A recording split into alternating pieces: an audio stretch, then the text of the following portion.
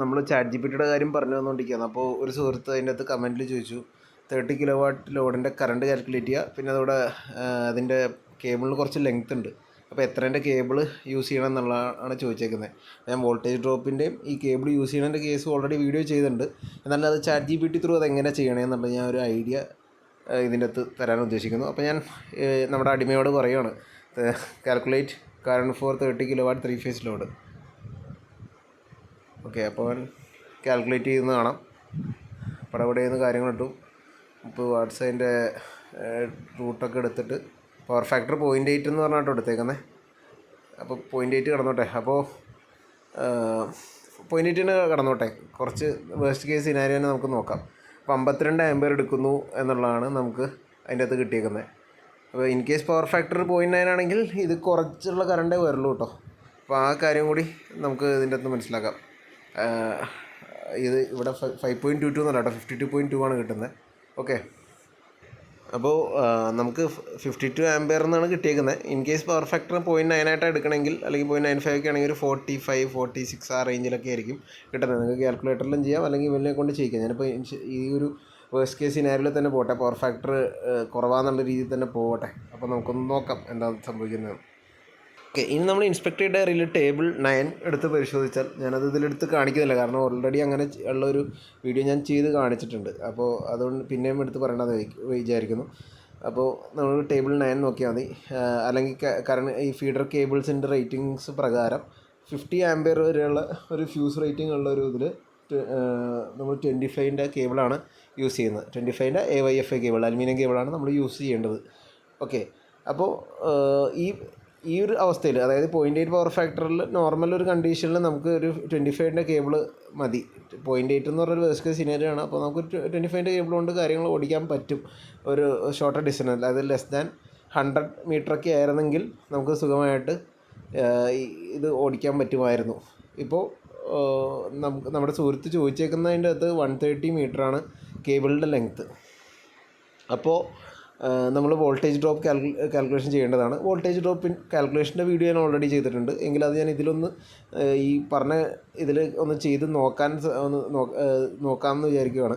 അപ്പോൾ 25 square mm cable normal ഒരു 100 metre താഴെയാണെങ്കിൽ 25 കൊണ്ട് മതിയാവും. അതിന് മുകളിലാണെങ്കിൽ നമുക്ക് വോൾട്ടേജ് ഡ്രോപ്പ് 3% താഴെ വരണമെന്ന് നമ്മൾ ഉറപ്പ് വരുത്തണം. അപ്പോൾ നമുക്കൊന്ന് ജസ്റ്റ് കാൽക്കുലേറ്റ് ചെയ്ത് നോക്കാം. ഓക്കെ, ഞാനിപ്പോൾ അവന് പറഞ്ഞു കൊടുക്കുകയാണ്. ഇതാണ്, ഇവിടേക്കാണ് ചെറിയ നമ്മുടെ ഹ്യൂമൻ ടച്ച് വേണ്ടി തന്നെ. ശരിക്കും ഹ്യൂമൻ ടച്ച് ഇല്ലാണ്ട് ഇത് ചെയ്യാൻ പറ്റും, എങ്കിലും ഞാൻ പറയാം. Calculate the voltage drop percentage. ഞാൻ യൂസ് ചെയ്യാൻ പോകുന്ന കേബിൾ 25 സ്ക്വയർ mm എന്ന് പറഞ്ഞു കൊടുത്തു. 130 മീറ്റർ അവേ ആണെന്ന് പറഞ്ഞു കൊടുത്തു. അതിൻ്റെ വോൾട്ടേജ് ഡ്രോപ്പ് ഇത്രയാണ്. അത് നമ്മൾ ടേബിളിൽ നിന്ന് നോക്കണം. ടേബിൾ 10ൽ നിന്ന് നമുക്ക് ഇതിൻ്റെ voltage drop per ampere per metre കിട്ടും. ഓക്കെ, അപ്പോൾ വോൾട്ടേജ് ഡ്രോപ്പിൻ്റെ ഫോർമുല എന്താണെന്ന് അതിൽ കാണിക്കുന്നുണ്ട്. I into length into voltage drop per metre per ampere, അല്ലെങ്കിൽ പെർ ആംപിയർ പെർ മീറ്റർ ആണ് എന്ന് പറഞ്ഞു. അപ്പോൾ വോൾട്ടേജ് ഡ്രോപ്പ് പെർസെൻറ്റേജ് എന്ന് പറഞ്ഞാൽ original voltage divide by system voltage into 100 ആണ്. അത് പെർസെൻറ്റേജ് കണ്ടുപിടിക്കാൻ വേണ്ടി. അപ്പോൾ നമ്മുടെ ഗിവൺ കറണ്ട് 52 ആണ്, 130 മീറ്റർ എവേ ആണ്. ഓക്കെ, അപ്പോൾ ഇതിൽ ലെങ്ത്ത് കുറച്ച് ഡബിൾ ചെയ്തിട്ടുണ്ട്. അത് ഞാനൊന്ന് ഇതിൽ തിരുത്തി കൊടുക്കേണ്ടി വരും. 130 മീറ്റർ എടുത്താൽ മതിയായിരുന്നു. അത് ഞാനിപ്പോൾ അവനെ കൊണ്ട് ചെയ്യിപ്പിച്ചോളാം. പിന്നെ വോൾട്ടേജ് ഡ്രോപ്പ് ഇവിടെ കൊടുത്തിട്ടുണ്ട്. ടോട്ടൽ സിസ്റ്റം വോൾട്ടേജ് കൊടുത്തിട്ടുണ്ട്. അപ്പോൾ 260 മീറ്ററിനാണ് ഇപ്പോൾ കാൽക്കുലേറ്റ് ചെയ്തത്. അപ്പോൾ 9.8% എന്ന് പറഞ്ഞ് വരുന്നുണ്ട്. ഞാൻ ഒരു മിനിറ്റ് അതിനെ നമുക്ക് ലെങ്ത് ഒന്ന് അഡ്ജസ്റ്റ് ചെയ്യാം. ഓക്കെ, ഞാനതൊന്നും കൂടി അവനെ കൊണ്ട് പണിയെടുപ്പിച്ചിട്ടുണ്ട്. അതെ, അപ്പോൾ ടോട്ടൽ ലെങ്ത്ത് 130 എന്ന് എഴുതി. Voltage drop per ampere per metre എത്രയാണെന്ന് ഇവിടെ നമ്മുടെ ടേബിളിൽ നിന്ന് എഴുതി. സിസ്റ്റം വോൾട്ടേജ് എഴുതി. അപ്പോൾ ഡ്രോപ്പ് എങ്ങനെയാണെന്ന് പറഞ്ഞാൽ current into length into voltage drop per ampere per metre. അപ്പോൾ നിങ്ങൾക്ക് ഈ voltage drop per ampere per മീറ്ററിനെ പറ്റി ഞാൻ വിശദമായിട്ട് ആ വീഡിയോയിൽ ചെയ്യുന്നുണ്ട്. അതുകൊണ്ടാണ് ഞാൻ പിന്നെ എടുത്ത് പറയാത്തത്. നിങ്ങളതൊന്ന് കണ്ടു നോക്കണം, നല്ലതായിരിക്കും. ഞാൻ വീണ്ടും റിപ്പീറ്റേഷൻ അടിച്ചാൽ ഇതിപ്പോൾ ഇത് റെഗുലർലി കാണുന്ന ആൾക്കാർക്ക് വീണ്ടും ഒരു റിപ്പീറ്റേഷൻ പോലെ ആവും. സോ അതൊന്നും കൂടി അതിലൊന്ന് നോക്കിയാൽ മതി. ഞാൻ വിശദമായിട്ട് ആ ടേബിളിനെ പറ്റിയൊക്കെ പറയുന്നുണ്ട്. അപ്പോൾ നമുക്ക് ആംപിയർ ഉണ്ട്, ലെങ്ത് ഉണ്ട്, പിന്നെ voltage drop per ampere per metre ഉണ്ട്. ഇത് മൂന്നും നമ്മൾ ഗുണിക്കുന്നു, മൾട്ടിപ്ലൈ ചെയ്യുന്നു. അപ്പോൾ നമുക്ക് 19.67 ആണ് അവിടെ വരുന്ന വോൾട്ടേജ് ഡ്രോപ്പ് എന്ന് കണ്ടെത്തി. അതായത് ഒരറ്റത്തു നിന്ന് നിങ്ങൾ പറഞ്ഞ സോഴ്സിൽ നിന്ന് ലോഡിലേക്ക് എത്തുമ്പോഴത്തേക്കും 19 വോൾട്ടോളം ഡ്രോപ്പായി പോകുന്നു. അപ്പോൾ അതിൻ്റെ പെർസെൻറ്റേജാണ് നമ്മളിപ്പോൾ നോക്കുന്നത്. വോൾട്ടേജ് ഡ്രോപ്പ് പെർസെൻറ്റേജ് എന്ന് പറയുമ്പോൾ നമ്മൾ ഇപ്പോൾ കിട്ടിയത് എത്ര 19 വോൾട്ട് ഡ്രോപ്പ് ആവും, 19.67 വോൾട്ട് ഡ്രോപ്പ് ആവുന്നു. ഒറിജിനൽ വോൾട്ടേജ് എത്ര 415. നമ്മൾ മാർക്ക് കിട്ടുമ്പോൾ പെർസെൻറ്റേജ് കാൽക്കുലേറ്റ് ചെയ്യണം തന്നെ. നമുക്ക് നമുക്ക് എത്ര മാർക്ക് കുറഞ്ഞു ഇപ്പോൾ നമുക്ക് 100-ൽ 97 കിട്ടിയാൽ നമുക്ക് 97% കിട്ടിയെന്ന് പറയാം, അല്ലെങ്കിൽ 3% നഷ്ടപ്പെട്ടു എന്ന് പറയാം. അപ്പോൾ അതേപോലെയാണ് ഇത് പറയുന്നത്. 19.67 നഷ്ടപ്പെട്ടു, അതായത് 4.74% നഷ്ടപ്പെട്ടു. അതായത് നമ്മുടെ സ്റ്റാൻഡേർഡ്സ് പ്രകാരം നമുക്ക് ഈ കേബിൾ യൂസ് ചെയ്താൽ ശരിയാവില്ല. കാരണം അതിൻ്റെ വോൾട്ടേജ് ഡ്രോപ്പ് 4.74% വിച്ച് ഈസ് സാധാരണ 3% ഒതുക്കണം എന്നുള്ളതാണ് നമ്മുടെ റൂൾ പറയുന്നത്. ഓക്കെ, അപ്പോൾ ഞാൻ ഇവനായിട്ടൊരു കമ്മ്യൂണിക്കേഷൻ തന്നെ നടക്കുക ശരിക്കും പറയാം. അപ്പോൾ I am selecting another cable. നമുക്ക് ഈ കേബിൾ ഇട്ട് കഴിഞ്ഞാൽ ഡ്രോപ്പ് കൂടില്ല, ഇത് പറ്റില്ല. അപ്പോൾ നെക്സ്റ്റ് ഹയർ സൈസ് 25 കഴിഞ്ഞാൽ പിന്നെ 35 ആണ്. 35ൻ്റെ voltage drop per ampere per metre 2.1 milli volt per ampere per metre ആണ്. അപ്പോൾ ഞാനത് അവന് പറഞ്ഞു കൊടുക്കുകയാണ്. ഇവനെന്താ ചെയ്യണമെന്ന് നമുക്ക് നോക്കാം. അപ്പോൾ അവൻ കണ്ടോ വീണ്ടും പ്രോസസ്സ് റിപ്പീറ്റ് ചെയ്യുന്ന കാണാം. അപ്പോൾ നമ്മുടെ കറണ്ട് 52.2 ആണ്. 130 മീറ്ററാണ് അവിടുത്തെ ലെങ്ത്ത്, കേബിളിൻ്റെ ലെങ്ത്ത്. അവിടെ voltage drop per ampere per metre 2.1 ആയിട്ട് മാറിയിട്ടുണ്ട്. അതിനുശേഷം അതിൻ്റെ സിസ്റ്റം വോൾട്ടേജ് 450 ആണ്. അപ്പോൾ റീകാൽക്കുലേറ്റ് ചെയ്യുകയാണ്. Same current into length into voltage drop per ampere per metre ചെയ്യുന്നു. അപ്പോൾ അത് മൾട്ടിപ്ലൈ ചെയ്യുമ്പോൾ നമുക്ക് 14.24 വരുന്നു. ഇനി അതിൻ്റെ പെർസെൻറ്റേജ് എടുക്കുമ്പോഴത്തേക്കും 3.43 വരുന്നു.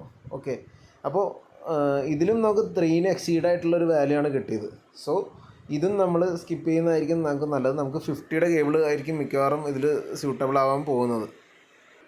ഓക്കെ, അപ്പോൾ ഞാൻ ഇവനോട് പറയാം എനിക്കിത് പറ്റില്ല, 50 സ്ക്വയർ എം വെച്ച് ഒന്ന് നോക്കാൻ പറയുക. അപ്പോൾ അതിൻ്റെ ടേബിളിൽ നിന്ന് നമുക്ക് 50 സ്ക്വയർ എമ്മിൻ്റെ voltage drop per ampere per metre 1.6 milli വോൾട്ടാണ്. ഇത് നമ്മുടെ ഇൻസ്പെക്ടറുടെ കാര്യത്തിലുണ്ട്, അല്ലെങ്കിൽ നമ്മൾ മേടിക്കുന്ന കേബിളിൻ്റെ അകത്തും ഇതിൻ്റെ ടേബിൾസ് നമുക്ക് അവൈലബിൾ ആയിരിക്കും. അപ്പോൾ അത് നോക്കിയിട്ടാണ് ചെയ്യുന്നത്. അപ്പോൾ ഞാൻ ഇവനത് പറഞ്ഞു കൊടുക്കുന്നു, അവനെന്താ ചെയ്യണമെന്ന് നോക്കാം. അവൻ റീകാൽക്കുലേറ്റ് ചെയ്യുകയാണ്. കറണ്ട് സെയിം തന്നെ, ലെങ്ത്ത് സെയിം തന്നെ.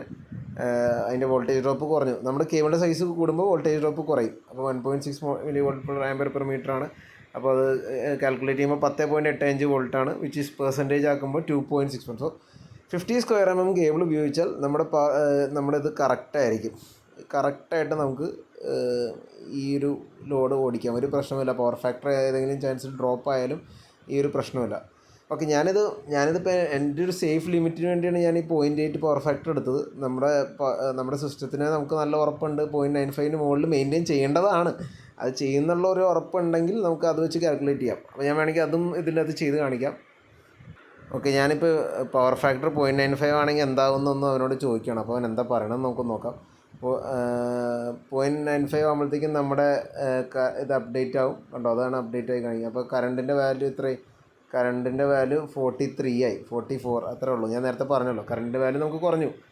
അപ്പോൾ നമ്മുടെ 50യുടെ കേബിൾ വെച്ച് യൂസ് ചെയ്ത് കഴിഞ്ഞാൽ നമുക്ക് 2.22% വരുന്നുള്ളൂ. അപ്പോൾ നമുക്ക് ശരിക്കും പറഞ്ഞാൽ 50യുടെ കേബിൾ ഈ ഒരു അവസ്ഥയിൽ 50യുടെ കേബിളിൻ്റെ ആവശ്യമില്ല.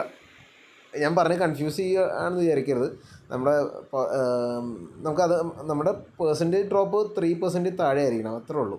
അപ്പോൾ ഈ ലോഡ് ദൂരെയാണ്, ആ ലോഡ് എന്താണെന്ന് നമുക്ക് കൃത്യമായിട്ട് അറിയുകയാണെങ്കിൽ ഓക്കെ, നമുക്ക് ധൈര്യമായിട്ട് കേബിൾ ഇടും. ഇനി ഏതെങ്കിലും ഭാവിയിൽ ആ ലോഡ് എൻഹാൻസ് ചെയ്യുന്ന ടൈമിലൊക്കെ ഇത് വച്ച് കഴിഞ്ഞാൽ നമ്മൾ സേഫ് ആയിരിക്കും. ഈ 50യുടെ കേബിൾ ഇട്ടാൽ നമുക്ക് ഒന്നും പേടിക്കണ്ട. ഇപ്പോൾ ലോഡ് 30ക്ക് പകരം ഒരു 40 ആയാലും നമ്മൾ പേടിക്കണ്ട. കാരണം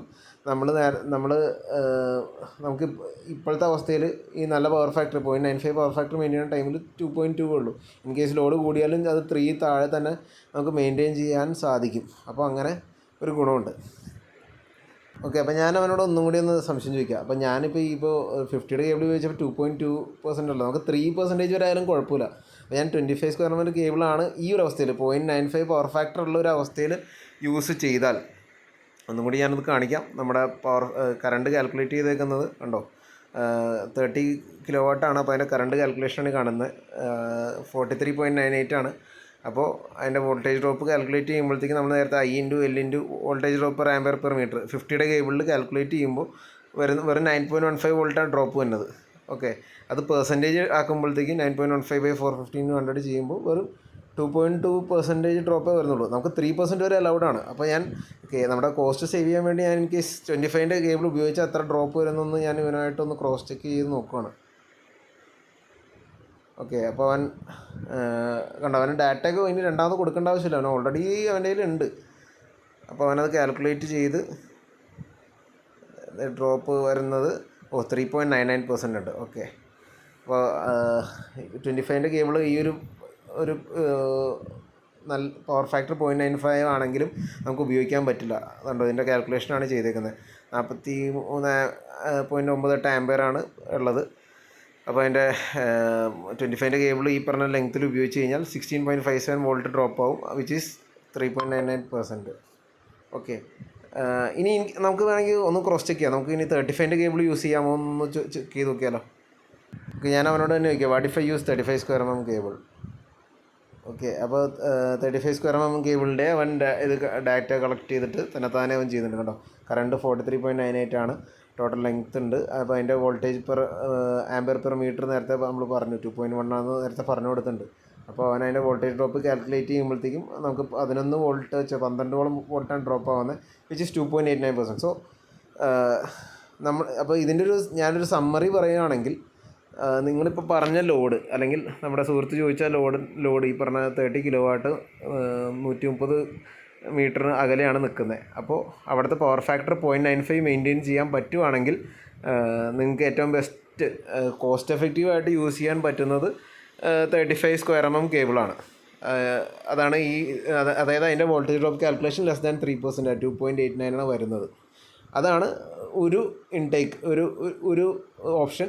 ഇനി രണ്ടാമത് നേരത്തെ പറഞ്ഞ പോലെ നമ്മുടെ പവർ ഫാക്ടർ 0.8 ആണ്. 0.8 ആണെങ്കിലുള്ള അവസ്ഥ എന്ന് പറഞ്ഞാൽ കറണ്ട് 52.2 ആംബിയറാണ്. അപ്പോൾ ആ ടൈമിൽ കറണ്ട് കുറച്ച് കൂടുതലാണ്. അപ്പോൾ ആ ടൈമിൽ നമുക്ക് ഏറ്റവും ബെസ്റ്റ് ഇത് ഈ കാണുന്ന 50 സ്ക്വയർ mm കേബിളിൻ്റെ ഡ്രോപ്പ് ആണ് കാൽക്കുലേറ്റ് 50 സ്ക്വയർ mm-ൻ്റെ. സോ അതാണ് ബെസ്റ്റ്. അങ്ങനൊരു അവസ്ഥയിൽ ബെസ്റ്റും ഞാൻ റെക്കമെൻഡ് ചെയ്യുന്നത് ഇപ്പോൾ ഞാൻ രണ്ടാമത് പറഞ്ഞത്. കാരണം എന്താണെന്ന് വെച്ചാൽ ഇനി ഭാവിയിൽ എങ്ങനെ അവിടെ ലോഡ് കൂടാൻ ചാൻസ് ഉണ്ടെങ്കിൽ നമ്മൾ ഇപ്പോൾ ഓവർ കോമ്പൻസേറ്റ് ചെയ്ത് ഇട്ടേക്കുന്ന സാധനം അപ്പോൾ നമുക്ക് ഉപകാരപ്പെടും. സോ ബാക്കി നിങ്ങളുടെ തീരുമാനം പോലെ ഇരിക്കും. അപ്പോൾ ഇങ്ങനെയാണ് ഇതിൻ്റെ ഒരു കാൽക്കുലേഷൻ യൂസിങ് ChatGPT ചെയ്യാവുന്നത്. ഇത് നമുക്ക് കാൽക്കുലേറ്ററിലും ചെയ്യാം. നമ്മുടെ പണി എളുപ്പമാക്കാൻ വേണ്ടിയാണ്. അൾട്ടിമേറ്റ്ലി ഇതൊരു ഹ്യൂമൻ ടച്ച് എപ്പോഴും വേണ്ടി വരും, നമുക്കൊന്ന് ക്രോസ് ചെക്കിങ് എപ്പോഴും വേണ്ടി വരും. ഇതിപ്പോൾ വലിയ ചിലവില്ലാണ്ട് ഫ്രീ ആയിട്ട് തന്നെ നമുക്ക് ചെയ്യാവുന്ന കാര്യമുള്ളൂ. ബട്ട് നമുക്ക് എപ്പോഴും കൺസെപ്റ്റ്സ് ക്ലിയർ ആയിരിക്കണം. കൺസെപ്റ്റ് ക്ലിയർ ആണെങ്കിലാണ് നമുക്ക് ഇതിനെ യൂസ്ഫുള്ളി യൂട്ടിലൈസ് ചെയ്യാൻ പറ്റുള്ളൂ. ഇപ്പോൾ കൺസെപ്റ്റ് നമുക്ക് വ്യക്തമല്ലെങ്കിൽ, അതാണ് ഞാൻ ഈ വോൾട്ടേജ് ഡ്രോപ്പിൻ്റെ കാൽക്കുലേഷൻ്റെ ആ കൺസെപ്റ്റ് നമുക്ക് ക്ലിയർ അല്ലെങ്കിൽ നമുക്ക് ഇവനെ പറഞ്ഞ് മനസ്സിലാക്കാൻ ബുദ്ധിമുട്ടായിരിക്കും. ഇവൻ ഒരു പരിധിവരെ ഇവൻ കറക്റ്റായിട്ട് ചെയ്യും, കാരണം ഓൾറെഡി ഇവനൊരു റോൾ അസൈൻ ചെയ്തിട്ടുണ്ട്. പക്ഷേ എന്നാൽ അവൻ നമ്മൾ ചെറിയ അങ്ങോട്ടും ഇങ്ങോട്ടൊക്കെ മാറിപ്പോകാൻ സാധ്യതയുണ്ട്. സോ അത് നിങ്ങൾ നോക്കിയിട്ട് വേണം ചെയ്യാൻ. ഓക്കെ, അപ്പോൾ ഹോപ്പ്ഫുള്ളി നിങ്ങൾക്ക് ഇത് മനസ്സിലായെന്ന് വിചാരിക്കുന്നു.